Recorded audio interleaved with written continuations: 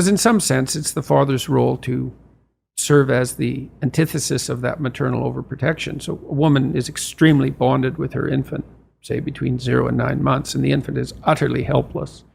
And so complete compassion and the provision of comfort is the only job that matters. And that's really the case.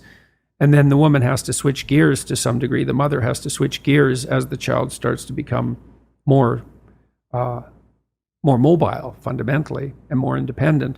She has to let go of the infant, which is a real grieving process. And she has to start to facilitate this movement towards independence. But that's a hard shift. And so partly the role of the father in that is to be an advocate for the child's independence and to comfort the mother, to let her know that that degree of security provision is no longer necessary, but also to act as an advocate for the child's outgoing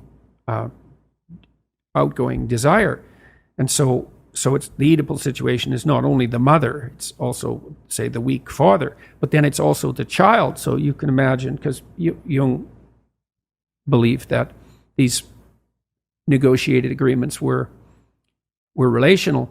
So, you're 6, you're in grade 1, maybe you're feeling a little ill, maybe you're not, maybe you're playing with being a little ill, and maybe you're playing with exaggerating how ill you are, and your mom comes downstairs and says, you've got a test today at school, maybe you haven't quite prepared for it, maybe you should have, and she says, but you seem to have a tummy ache, maybe you're too sick to go to school. And the kid thinks, maybe I could just stay home and, mom could tuck me in and I wouldn't have to take that test and I wouldn't have to confront the world. And he says, yeah, mom, my stomach really hurts. And away we go. And the child has made a choice. And you think, well, that's a catastrophic choice. And you think, well, children shouldn't be held accountable for choices they make at that age. It's like,